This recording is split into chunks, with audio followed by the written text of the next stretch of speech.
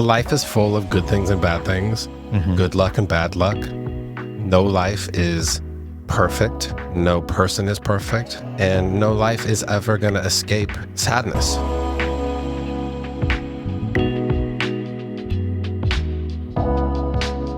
So in this series, we're examining the attachment themes strewn throughout the FX Hulu show, The Bear.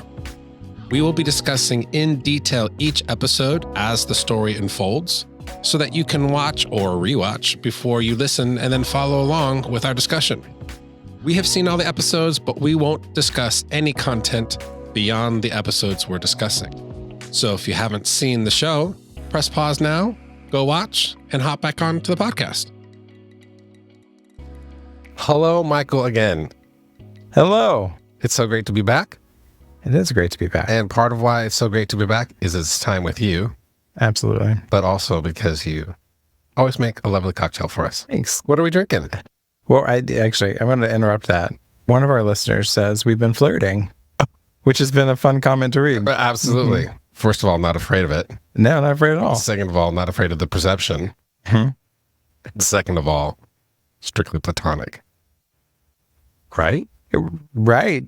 And I think it's a good example of a security and earned security of attachment. Mm-hmm. So there's a comfortability of being ourselves and appreciating the mind of the other and being playful.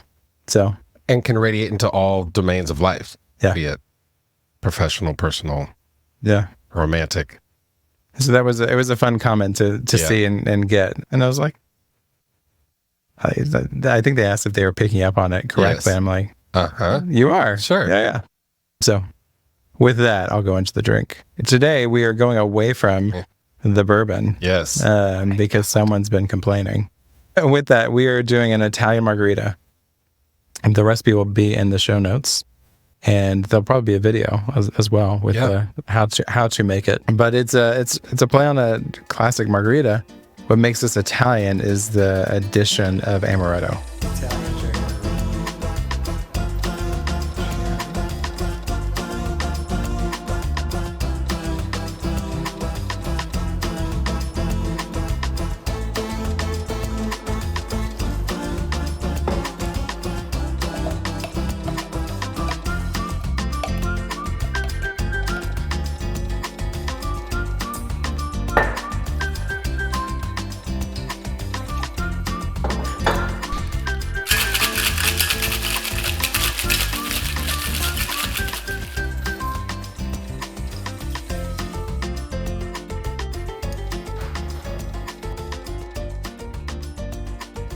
A little more sweet. I find it quite delightful. Yeah. So, yeah. Well, and then still has tequila. Right. Tequila, lime. Yeah. Tequila and lime. So you get that margarita base. Yeah. Lovely. So, yeah. We'll keep enjoying this. And it's also nice to kind of be in the Italian realm for several reasons. Because Italians and the show. Italian beef. Yeah. And I'm going to Italy. I wasn't going to say that, but it's not mad. My first time to Europe. So I'm excited about it. So fun for you guys. Yeah, I'm sure I'll have lots to say when we get back. But this is part of that preparation for me. I'll see if they have these over there. I'm going to be more focused on limoncello, I think. But now on to the bear. I can't say the name of this title, so I'm going to have you. I think it's pronounced Ceres. Ceres. Yes. I want to call it Caesar. I want to do all different plays on it. So apparently my, not dyslexia, but processing comes up here. Anyways. Ceres is the goddess of agriculture. And that we learn about that in the show, in the opening scene. And if you're ever been in Chicago and are familiar with the architecture, it is a statue in the heart of Chicago. And because of long story, we'll just make it short. The point is that the statue was made without a face. Which is fascinating. That's right. It was because it was originally seen as kind of an afterthought. It was the tallest. No one's actually going to see it. But now the city's built up. That's right. And people look at it. All the time. And it's faceless. Yeah, it's faceless. So it's this goddess, this woman, who's also not just a goddess of agriculture, but agriculture across many cultures across ancient times, also has lots of maternal connotations. And so you get a mothering feel for Ceres, this architecture, this statue. And what brought up attachment themes for me in this title and in the theme of this episode and throughout the whole series, one of the most important pieces of research that has informed attachment has been the still face experiment, which I know you share. You share that with your patients from time to time, don't you? Yeah, from time to time. Yeah. But I will show it because it shows of going through all the different attachment styles within a 2.5 minute setting, because the infant hasn't fully developed their classification yet. And so their coping strategy in which they respond to threat. And that's what the still face is. The still face is a threat of, well, so many things, but I don't know who I am if I don't have your reflection to tell me if I'm doing good, if I'm doing bad, like where we are in this dynamic that we have. But again, more specifically, I show it. There's one part in the video where the baby makes a screeching noise. And one of the ways I'll talk about that with my clients is like, if I'm at a restaurant and I hear that squeal, that screech, everything in me, it's like nails on a chalkboard. I'm just like, take care, fix it. But when I look at it through the lens of attachment, and I think of the still face video, it's so much easier to see that, oh, that screech isn't just this bratty way to piss you off, but it is a desperate need to connect. It is a desperate need to say, where are you?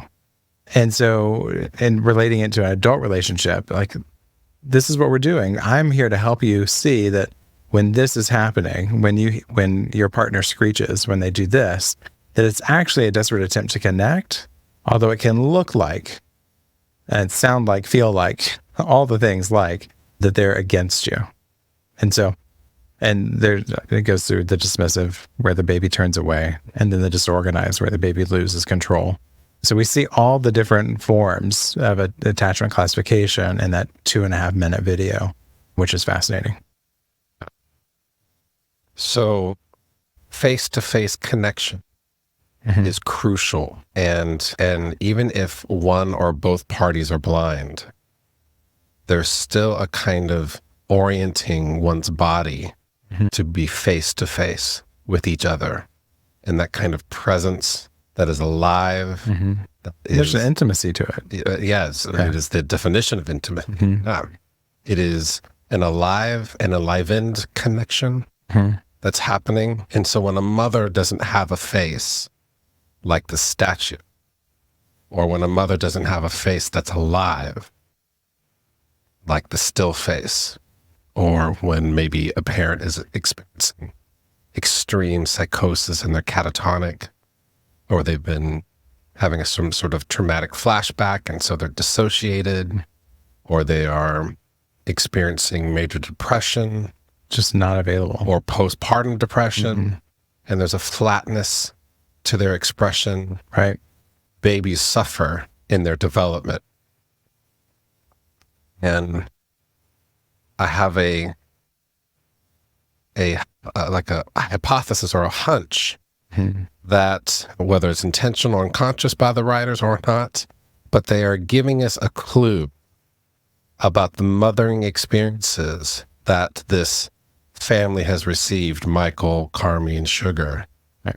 That for whatever reason, maybe there's something about their mother and the state that she was in, the condition that she was in, maybe as a single mother, maybe partnered with someone who was abusive or just neglectful, or experiencing that postpartum or something. It maybe is giving us a little clue, right, as to why Michael is so, and that's the opening scene, why is Michael so enamored by this statue and telling a story about it? Why? With so much energy and so much excitement. Absolutely. And in a way that is commanding attention. So I think we're already getting into the opening scene. So Michael's commanding the attention of everyone, like, look at my face. My face is very expressive. Right. I'm telling you this wild story about something. And for the most part, people are engaged in the story. For the most part. Yeah, for the most part. I'll get to that, I think, in a second. But yeah, I think it's interesting that Michael is so obsessed with this statue. Maybe relating to. Not maybe. Yeah. Significantly relating to. Yes. I know this statue. Yes. I've experienced this statue. But I don't know how to quite put it in more concrete and direct terms. And so I end up telling a story that's not really a healing story. Mm-hmm. And so for me, the opening scene reminded me of the way that we inherit stories that are unhelpful, or for others, some of us inherit healing stories. Yeah, talk about that a little bit more, because in a previous episode of ours, you mentioned how you won't let a client or a patient say a story in a certain way. Yes. As if it's happening in the moment. Yes. And so are those connected already? Yeah, here? absolutely. Okay. Can you talk about that a little bit more and make it a little more clear? Often when we are telling a story as someone who's been abused, physically, sexually, emotionally, neglectful abuse, when we are retelling that story in our adulthood, we often tell it from the perspective of ourselves when the abuse was occurring. Right. And so we end up telling that story in a way that is skewed. It's not actually accurate. Mm-hmm. And we end up telling it in ways that subtly blame ourselves. We use language that suggests we had a lot of agency, choice. Yeah. And we're saying that because we have this sort of merged adult mind trying to tell the story, but they're really telling it from the child's perspective, and children will always be the center of their story. Be the center of the story. Yeah. And it just have an inability, because they're children, to take perspective. Mm-hmm. And so sometimes the stories that we tell ourselves about ourselves and stories that we tell others about ourselves are stories that entrench insecurity of attachment, stories that entrench a kind of trauma. And so I'm not going to allow a patient to harm themselves that way. I'm going to intervene. And this opening scene, someone sort of steps in to interrupt the story and says, this is not actually that funny of a story. It's actually a bit of a disturbing story. And that's when you have, from a flashback memory to cut real quick, Richie's on a date, sort of finishing the story that Michael was telling, right? And the date is like, yeah, this is not funny, actually. You think it's funny, but you were at a bar at 6:45 in the morning. 6:45 in the morning after having done a bunch of drugs. And so here's this, she says no, essentially. I don't want to hear the message. I don't want to keep talking about this. I don't want to participate in this. There you go. Participate, yeah. I don't want to condone. I don't want to be complicit in abuse. And so we get a sense that it's a one date and done. Mm-hmm. Yeah. And Richie kind of continues it with wanting to tell Tina in the kitchen about a bunch of yammering, and Tina's clearly getting annoyed. We'll get to that in a different... Right. So, but let's go back into the memory. Yeah. And the family dynamic that was playing out. So you have Sugar, Carmi, Michael, and Richie all there. Yeah. It's chaotic. There's a lot happening. Everyone's kind of doing their own thing, except for Richie. He's sitting on the counter. Yes. Whatever Richie does. Waiting to be made the center of the conversation. Yeah, so you have Sugar who's diligently trying to help out, be a part of, but I imagine feeling excluded. One, because she was not a part of the story. She wasn't invited. And they have Michael who's just telling the story. So, and then you have Carmi. I might even say a little manic. Yeah, absolutely. He's a little agitated. Mm-hmm. He's low-key agitated. You might say more on that.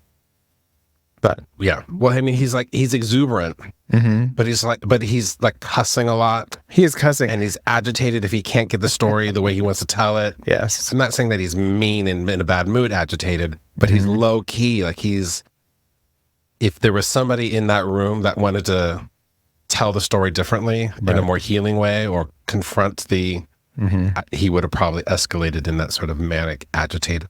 Yeah. Anywho. But then you have Carmi. Mm-hmm. who is participating. He's listening. He's there. Cutting up, laughing at times. Yeah. But he is on focus. He's on point and staying in his lane, which is cooking and preparing the family meal. Whatever dish it is they're making. We got to make that sometime. It looked amazing. But yeah, he is down regulating. Yeah, because he's sort of trying to organize a little bit. He's not contributing to the conversation like Sugar is in an almost argumentative way. You know, like she and Michael sort of banter a bit. Right. And that's this up-regulating. Yeah, and where Carmi, let me organize this meal. Let me get it done. Let me get it finished. Task. Yeah. Roll it up. Yep. Slice it. Put everything together. Yep. Yeah, it was a great picture of like your attachment has been alive for a while, and even in that memory, it was strong. And helpful. It's definitely needed in that situation. Well, yeah, I mean, needed in so much as Sugar's up-regulating is needed to help keep the story a little bit honest and more inclusive. And Carmi's contribution is needed because we actually need to make this meal. We need to make it well. And what else to tie it back into the title and what you were talking about earlier? It's very apparent who's not there. Yes, Mom. They talk about her. Yes. And that Mom would have put raisins in this. Yes. And everyone except Sugar was really angry.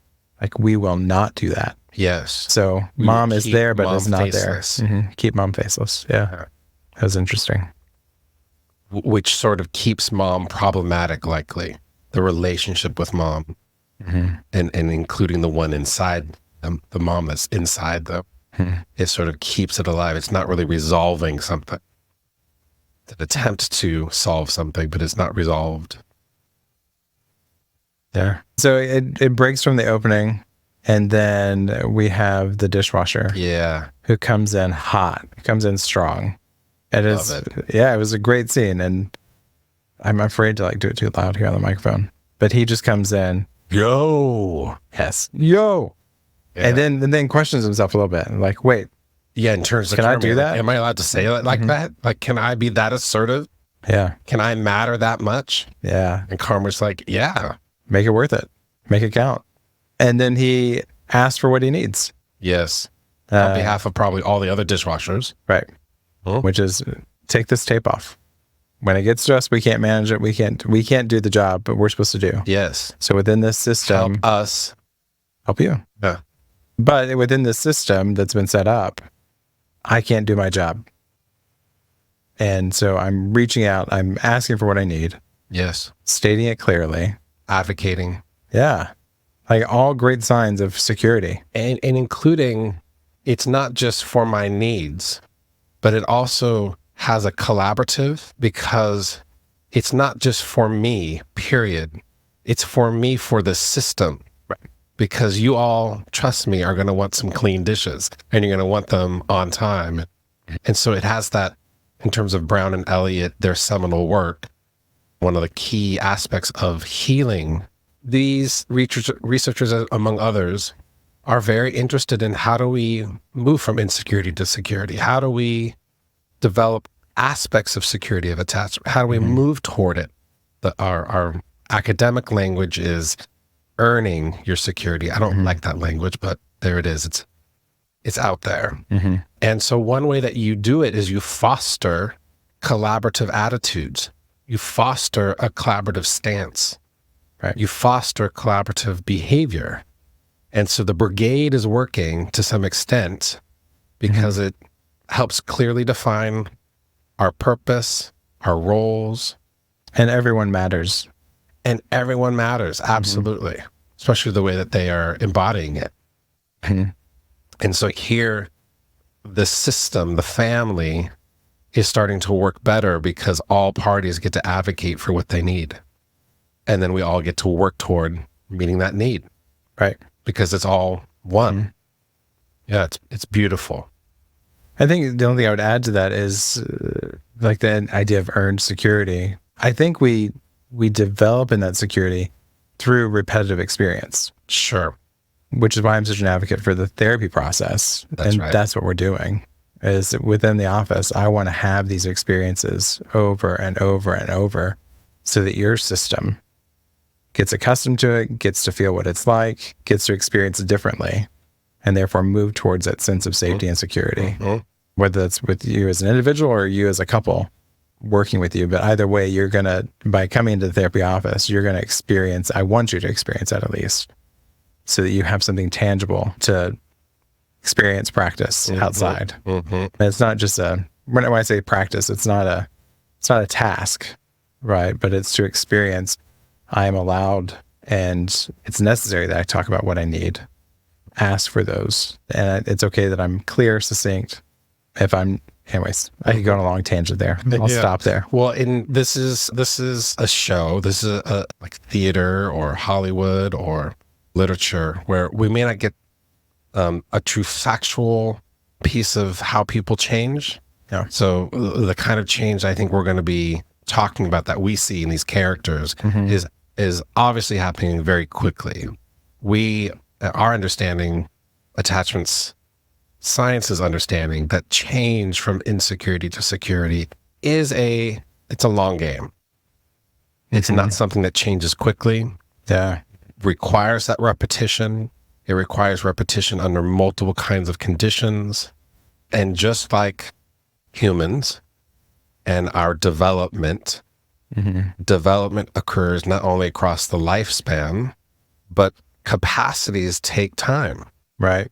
And so healing also then takes time, or if you want to use a different framework, the capacities that were never developed in our childhood are going to still take time to develop in our adulthood. Right. And when we're talking about insecurity of attachment, we can talk about it as being wounded, and therefore it's going to take time to heal the wound. But we can also use the metaphor of not having developed something yet. And so the therapy of attachment-focused therapy is about then beginning to develop that which was never developed. You're right. And these capacities just require time. And I think I'm saying the same thing. Maybe just a tad bit different in that the classification in which we've survived with didn't happen because of one event.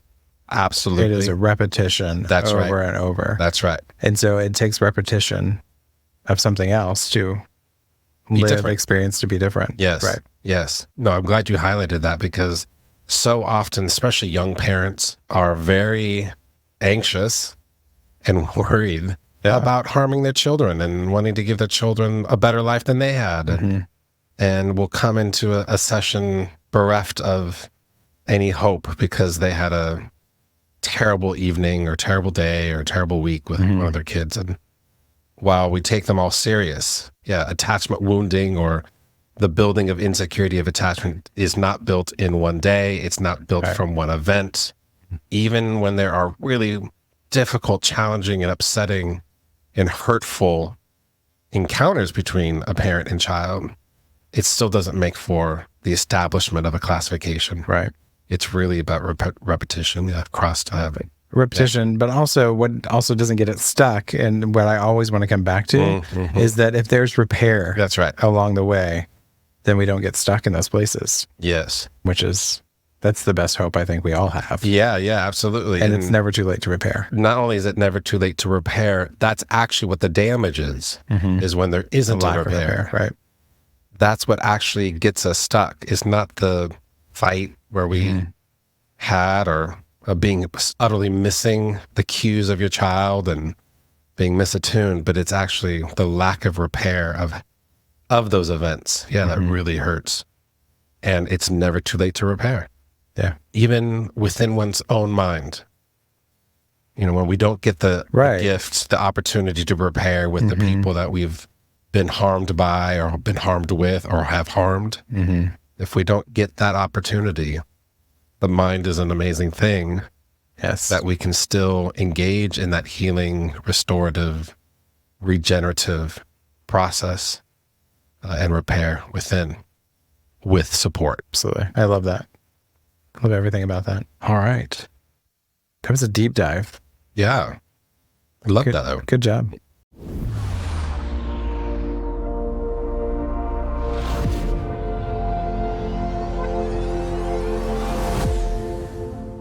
Yeah, so the next scene, though, is between Carmi and Richie.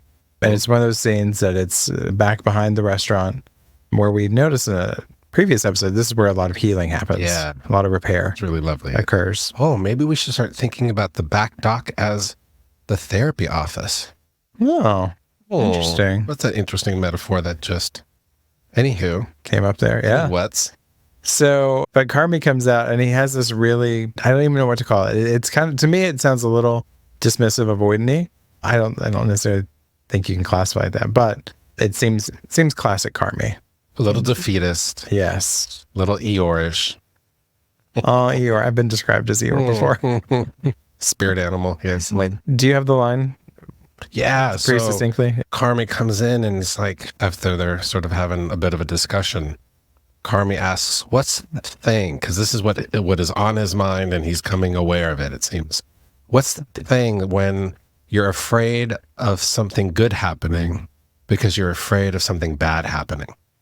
And there's a degree of which it's true, because life is full of good things and bad things, good luck and bad luck. No life is perfect. No person is perfect. And no life is ever going to escape sadness, grief. Yeah. Well, and both Carmi and Richie in this moment are pretty defeated. Yes. For their own various own reasons. Yeah. Right.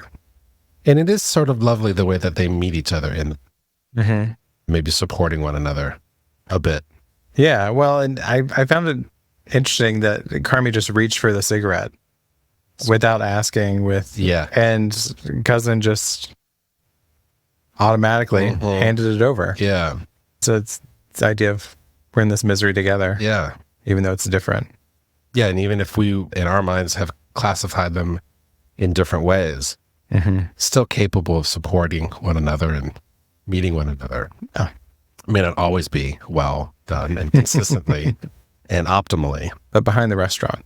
But interestingly, in these particular places. So I thought that line was profound because it is so common in what I observe in people's lives and why they seemingly find themselves undermining their growth or engaging in sort of some sort of self-sabotaging. They are often befuddled either in themselves or something that they observe in a partner or friends or a family member's life, that they seem to avoid the good things.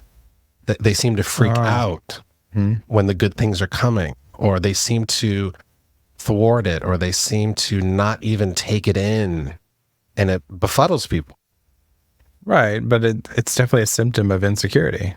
That's right. That's right.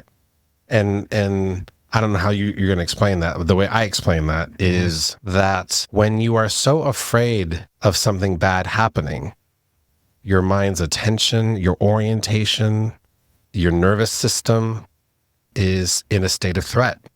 And so when good things happen, you're feeling threatened. Right. Because when good things happen, a bad thing's about to go happen in that framework, in that perspective, when you have that thing, as Carmi is saying. And when you have that thing that you get afraid of something good happening because you're afraid that then something bad's going to happen and you're insecurely attached, that threat engages the attachment system and off you go in your classification styles to deal with that threat. Right. And ultimately, it's an inefficient way of dealing with threat, even if it was the best solution in your infancy and toddlerhood to deal with the way that life was coming at you.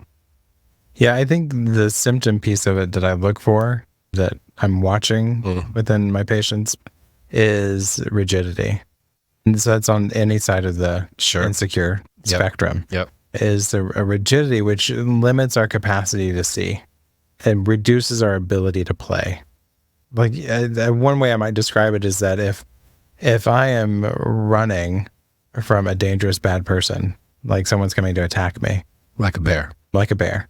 and I'm in this most amazing house, I don't have the ability to go, oh, wow, look at the beauty.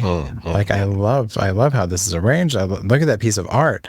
Oh my gosh, it's incredible. No, I don't see any of it. I am just trying to get out of danger.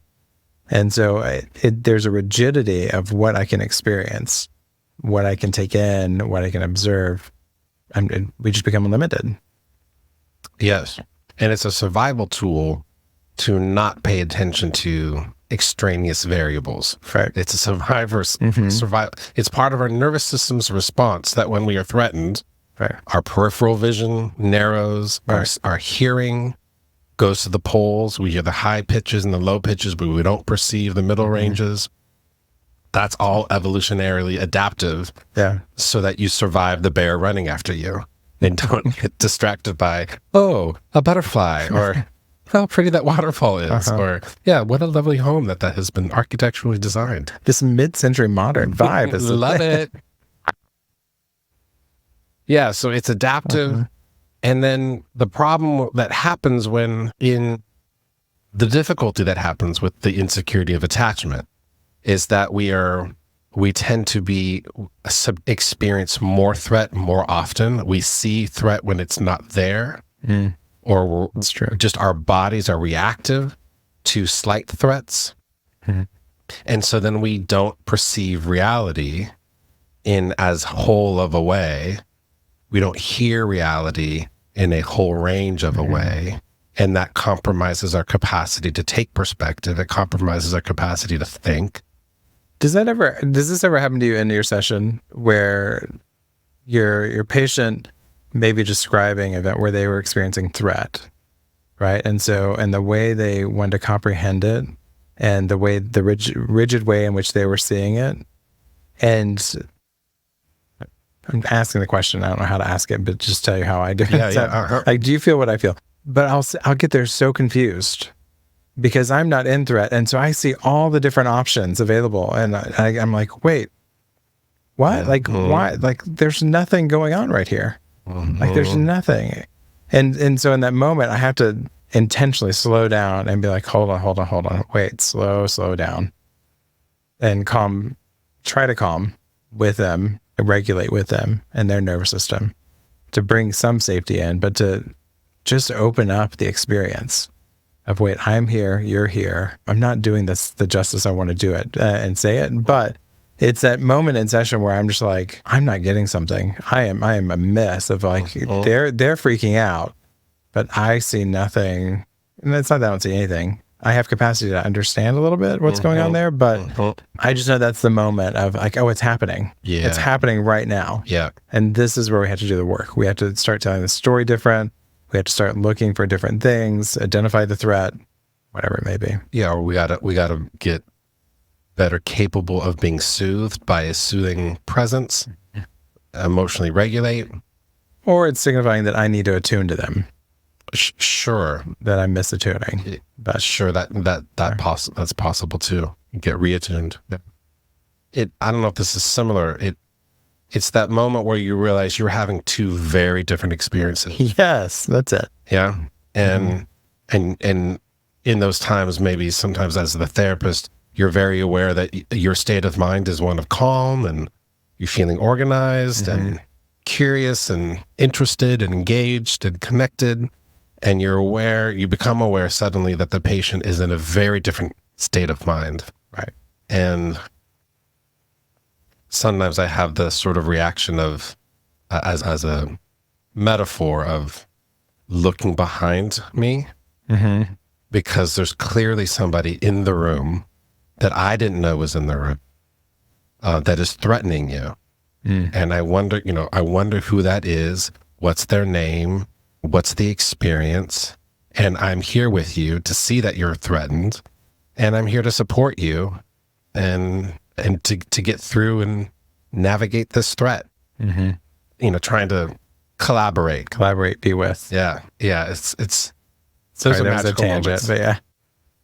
But this is when I think of this idea of being afraid and the rigidity that comes up with being afraid. Yeah. That's some of the times the dissonance I feel in the session when, like, oh, we're tracking along, and then also, whoa, wait, what just happened? Yeah. Something just happened, which can bring us to the fragile ecosystem that constantly exists. But within the show, Richie brings up and holds on to for dear life this fragile ecosystem that he understands as Chicago, as survival in the city, as a small business. Yeah, and the Italian beef restaurant is a fragile ecosystem. Yeah, he's adamant about telling that story to multiple people. And again, it reminds me of some stories are not healing stories. Some stories that we tell are actually fragilizing stories. They are damaging stories. Yet we are attached to them. We cling to them. Well, I think the audience doesn't know this, but we watched this one together as a refresher. And your line was, "You're a fragile ecosystem." Yeah, I just yelled out. I yelled out from across the way, as if a cousin could hear you. Yeah. Is that sort of an analytic, maybe? But like, the cousin is so unaware, I would argue, that he's also just talking about himself and where he's been all day or all week or all episode. Is that he's been feeling really fragile. Maybe because it's that intimate moment that he shares with Carmi about learning that his daughter thinks that his last name is bad news. It's heartbreaking. Yeah, heartbreaking. And you see that cousin really cares about that, is really hurt by that, and is, I don't know if self-conscious is the right word, but maybe ashamed that maybe might be true, that wherever he goes, he just infects others with bad experiences, bad news. But clearly cousin has been in a very fragile state of mind all episode. I think for a while. I think his life is as we were talking about ecosystem. that if you can think of attachment as an ecosystem, insecurity of attachment would be a fragile ecosystem, and a secure attachment would be a strong ecosystem. Thriving. Yeah. And it seems like I'm not a biologist, although I probably should have called my brother. I was about to say, you have someone in the family. Yeah. And his wife. I don't think of ecosystems as fragile until something extreme is done to them. Right. But ecosystems in and of themselves seem to be incredibly sturdy and constantly navigating flexibly the ever flow of threat, be it change of climate, change of various patterns, but it's constantly just finding its ebb and flow and homeostasis in a really sturdy way that is rather life-giving. I think it's interesting. We didn't talk about this beforehand, but it's coming up for me now that the fragile ecosystem, I think, could really, on the spectrum of organized to disorganized, and part of the coping strategy is living in that, in what is disorganized. Like, that's, I think, what he's calling fragile, the ecosystem there, because it is disorganized. It's chaotic. But there's something within him that he feels he has the right way and the way to deal with it. Yes. And he's going to die on that hill of that. It's his way. And he's suffering from his inability to take perspective on things, to see and truly entertain other ways of being, which is classic of insecurity of attachment. Exactly. The inability to take perspective. Yes. And so, and we see that play out through this episode, that it goes from just some guy being on the street, they're making some noise, don't want him to scare the customer. And he says, "Oh, I would never call the cops on you. Who do you think I am? I'm not going to call the cops." And he's trying to organize this chaos, this fragile ecosystem, and he thinks he is central to it. And as he does this, then they get a bullet shot through the window. Again, this is chaos, but no, do it my way, and we'll get through this. Do it my way. Unable to take that perspective of Sugar in the moment saying, "What the heck? We need to close. We need to shut down," which is a great example. Maybe I'm talking all over the place. I'm disorganized right now. But Carmi does the same. He being dismissive and avoidant he still downregulates and says, no, we're not calling the cops. That is, like, they need help. They need to organize. They need to do something here. There's a lot of threat coming in. We need to increase our felt safety here. Right. And then, but you see Richie go and he's suffering all along as he's trying to do what he believes to be the right thing. Sure. But his inability to take on the perspective of others limits him, limits his access to that felt sense of security. Yes. And we're going to get to this later. I'm jumping the gun a little bit. But just with that end scene where he is, you see the cops coming for the group. Yep. And that's a part of him that feels defeated, it looks like. At the same time, this is what needed to be done. Yeah. And if you could have had access to that sooner, we actually, not if he could have had access to it sooner. If someone could have helped him, him get there, a lot of this mess would have been avoided. Yes. With the right kind of support, be that structural, be that constitutional, be that local, be that national, be that systemic or individual. And this is usually where I see people come into therapy, right here at this point, where they have tried their way and have pushed and bulldozed and bent over backwards. They've done everything they know to do. And then they come in, they're like, what else? Like, I've tried all my ways. Yeah. And even in the therapy process, they still try their ways, but it's slowing it down and getting to the place of like, oh, you needed help here. You know, this whole show, in some ways, is about addiction, and its many various forms. Yeah. And I get from recovery community folks that are working programs and receiving the gift of sobriety, that insanity and addiction share this kind of quality of engaging in the same kind of behavior, hoping for a different outcome. Yeah. And here Richie is inflexible, using the same kind of strategies to make the restaurant viable and workable and alive. That this episode is showing the cracks of that, especially of Richie. So in comes Sydney to try a different strategy to change and secure and make more safe this environment. But Richie's systems just aren't working. They're not working. Yeah. And he comes, well, before I jump the gun now with you too, is the last thing to talk about Richie and Tina, or do we have something else we want to talk about? No, we're also going to talk about the repair. Oh, that's right. Let's just get to it and we'll come back to the repair. Okay. Yeah. Because we're Let's here. Get to it. Yeah, we're just here. Yeah, so like Richie's systems are not working. Yeah.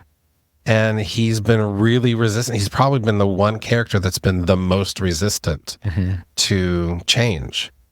And he has been getting in it with Tina, who in many regards was some of the most disturbing, she had some of the most disturbing behavior in the way in which she was violating the rights of others and being aggressive, sabotaging aggressively, not just one person, but then the way that the whole restaurant would be operating. And Tina seems to be making an arc in this episode.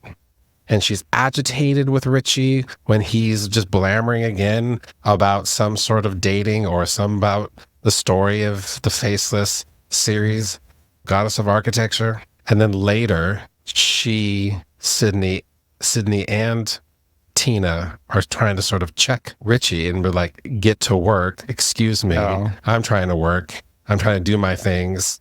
Sydney's trying to get around him. Sydney was doing her job. And that's right. Saying like, I need you to go to your station, do your thing. That's Tina, right. You do your thing. And they're doing the thing. And Tina says, I'm rocking here. Yeah. And Richie keeps telling the story, not attuning, not paying attention to anything around him, but just purely center focused. And engaging in the same kind of behavior. Yes. And just won't finish. No. Like, I got to get the story. And then some expletives come up. Yeah, he gets really violent, aggressive towards Sydney in particular. Yes. And then who comes to save the day?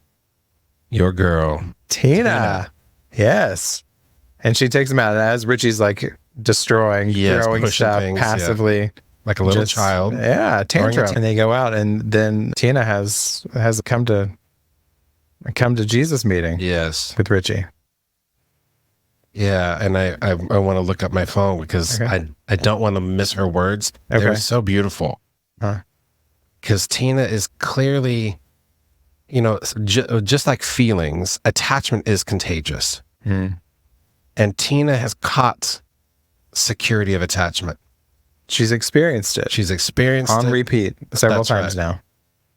And especially in terms of, I think, the form of organizing and down-regulating and managing affect and being seen as an equal and having her best self encouraged and accepted, and even some experiences of attempts, at least, of being attuned with and resonated with in terms of Sydney understanding how hard it is to be a woman in a man's chef world. And so she's catching it. Yeah.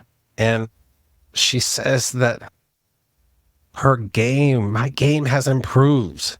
300%. 300. This place is organized. It's good. It's smooth. This is real and alive. She says it's good. Yeah. And it's clear just how much Tina loved Michael and loved the family and loves Richie, because she's just telling Richie, cut it out and go home, cool off, because he was so fragile all day. He had no business working. He was in a difficult spot. Richie I imagine, was the one having this sort of flashback of the family story. My fantasy is that Richie was actually on a date and was retelling that story. Yeah. And got checked by the girlfriend of, that's not a funny story. Right. This is kind of troubling. Well, he got rejected. Sure. Yes. And I would just use the language of protected. I wouldn't use the language of rejected. If I'm going to enter Richie's subjective experience, sure, he felt rejected.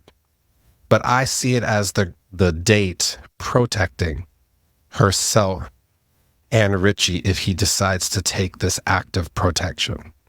Because the story is not a healing story that he's telling. Right. It is a harmful story that keeps harming, that keeps re-traumatizing. So I think of it more as protection than rejection, objectively speaking. Yeah, that's a mind cluster. Also sort of not the point. So we can come back to that. The point I was trying to make was my fantasy. Yeah. And I have many of them, and they're very important to no one except me. But my fantasy is that Richie then, after having that date experience and then said no, essentially probably no thank you to the second date, we see him walking home alone. Yeah. And my imagination is that where he is in that dream, having that flashback of what that story was like. Yeah. Yeah. So he was in no business, I think, probably working that whole day, because he's drenched in his grief, the loss of a dear friend, a brother, a family member, even if by choice, by adoption. And Tina is not saying, I hate you. Tina's not saying, go away and go away forever. Tina's not saying you're a bad person. She's saying, regulate and receive what is so good. Because Tina's gotten a taste of it. I think one of the biggest fears of anxiously attached and the preoccupied attached is the fear of being too much. And the moment she invited him to think of the story differently, I think what he experienced was, you were too much.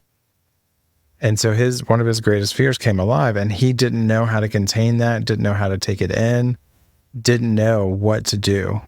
Like, he was so bamboozled.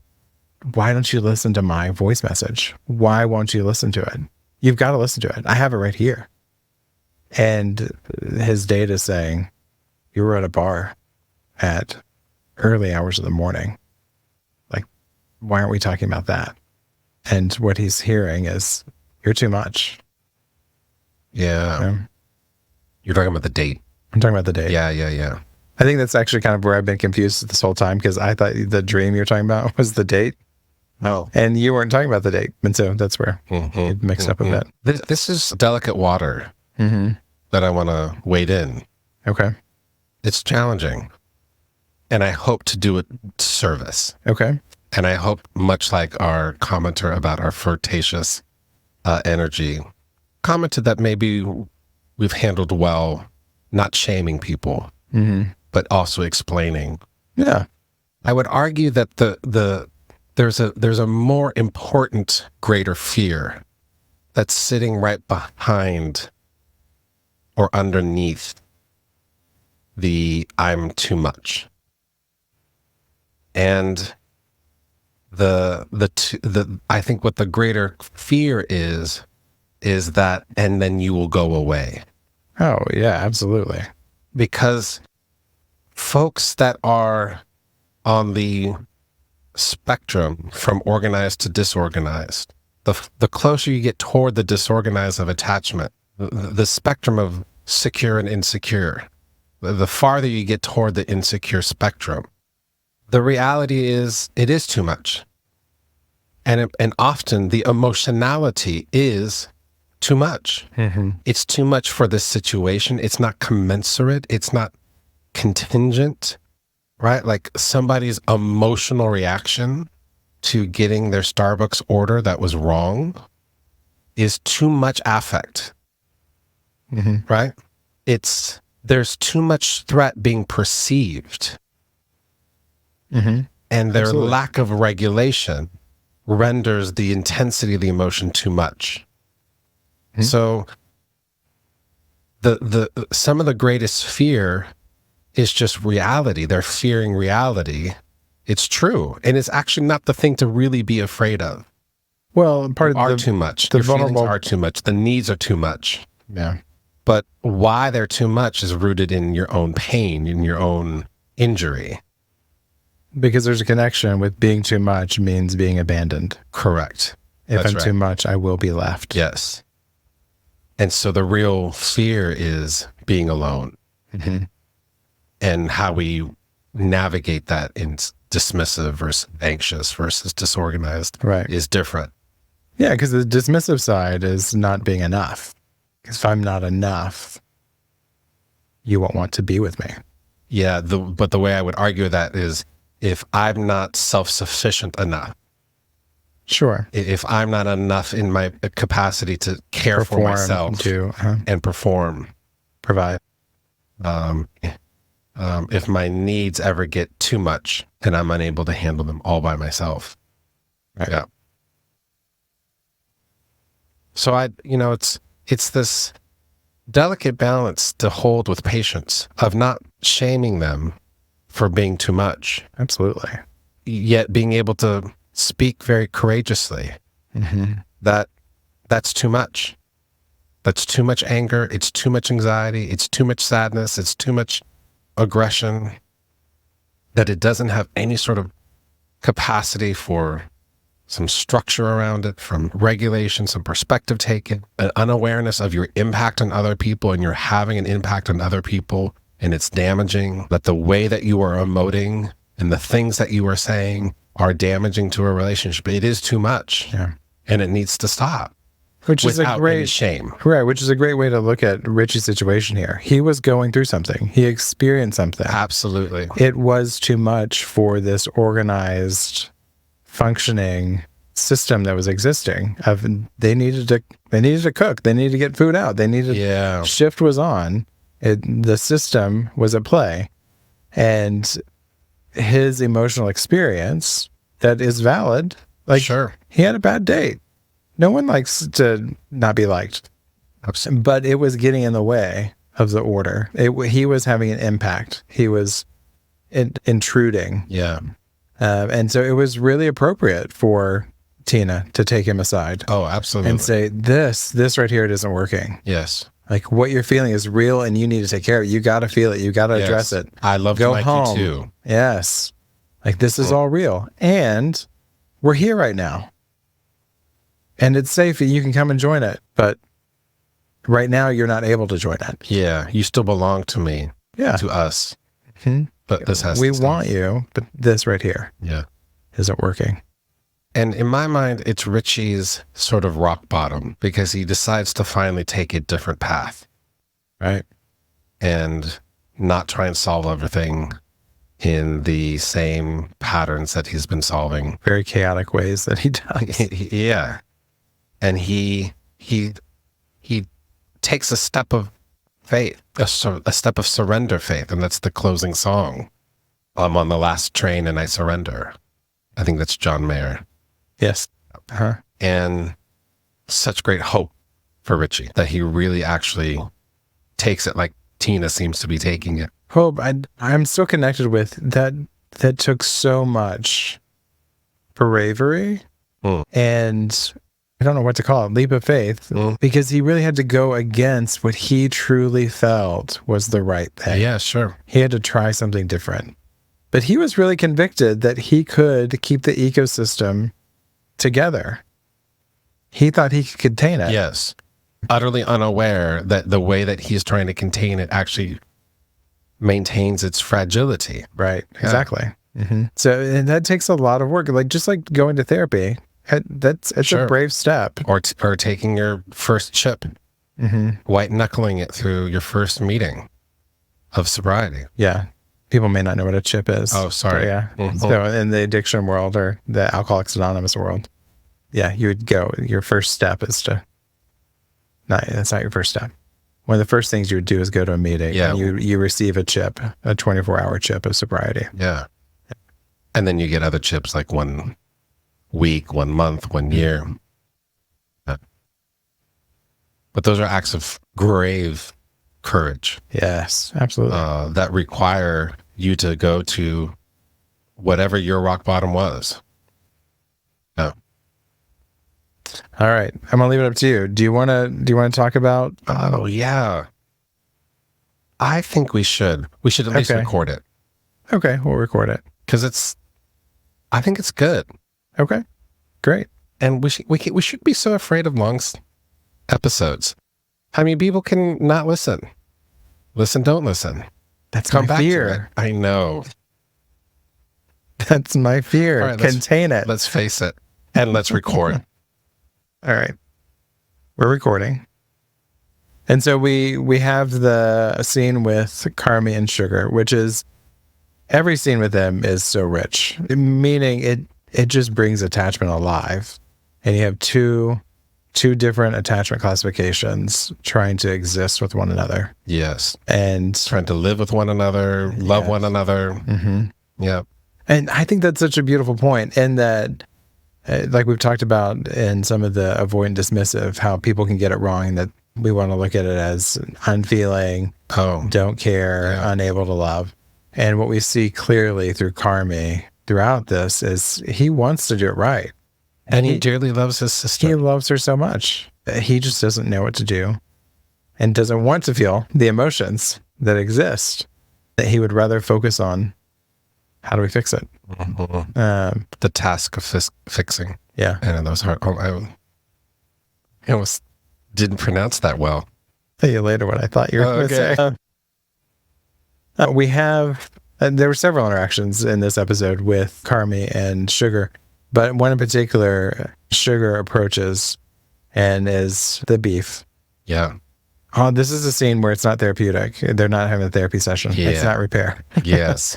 But she's coming in hot, rightfully so. Like she is experiencing a significant threat. Yeah, absolutely. Her home is potentially going to be leaned on Yes. if they don't get the taxes figured out. And so she's approaching Carmi, and Carmi is, how would you say he's responding? Well, it seems like it's not the first time that Sugar has asked from Carmi to find certain documents, certain tax documents. And it seems like Carmi, a theme, has not attended to some of these tasks, and probably because they are drenched in affect. They're drenched in emotion. To find this document is to have to wade through Michael's mental illness, addiction, his death. have to think about him. That's right. And his own feelings of Why loss, did he do the things he Yep. did? his rage. at Mikey or his parents. Yeah. And so she's coming in hot in part because she's got this impending IRS action being taken, but she's also requested, it sounds like on several occasions, his help, and he just hasn't found it. Right. And so then they finally go together into an office looking for things, and it's more conflict that doesn't seem too productive. Right. And they're, like what we were talking about earlier, our inability to see clearly. Yeah. They're going through stacks and drawers and files, and nothing's organized. Nothing's labeled properly. It's an HR nightmare. Or an accountant nightmare. Yeah. It's just a family nightmare because it's so a metaphor for their family. That's true. Yeah. And so she's furiously going through saying, nope, that's not it. Yeah. And in fact, taking it as an actual FU to her in the family or the living. Offended. Yeah. Frequently, over and over again. And then Carmi does something really unique and that is not typical of a dismissive avoidant style. Sure. He slows down and he attempts to connect with her. And he does this line. He's like, do you want to fight? Yeah. Which is a brave ask. Sure, especially for the dismissive. I'm going to say brave because that would be really brave for me. Likewise, but yes, kindred spirits there. Yeah. But I think it was Sugar that asked for the fight earlier in early episodes. So, I mean, it's not so brave. It's quite natural to her. I want to fight. I want to get through this. I want to talk. I want to connect. And so he finally returns the invitation. Yeah. Is this the time to fight? Do you want to fight now? It's so beautiful. Yeah. And so he leans in and he practices leading with his emotion versus trying to fix something. Even though, to his own words, he still doesn't want to talk about his feelings while he's leaning in. Do you remember the quote that he said there? It was a good quote about his feelings, about how he feels about his feelings. Oh, I don't remember it. Oh, tragic. Yeah. Maybe we'll come back to it in some other episode. Yeah. But he leans in and he talks about what he's been going through, but also acknowledges what she's been going through. And in that, and it's happened over and over, each time he's had a little glimpse of it, of doing this along the way. He did it when he revealed he went to a meeting with Sugar, and then all of a sudden they stopped fighting. And what happened? Sugar started attending to him. Yeah. Oh, you went? Where'd you go? Oh, I'm so proud. Like all of that. And so he's had these little remnants of testing the water out almost along the way. But in this moment, he really leans in and is open to hear from her, not just about him. Yeah. Moving from a one-person psychology to a two-person psychology. Yes. There's two people in this conversation. There's two people in this relationship. There are two minds in this relationship, two subjectivities. Yep.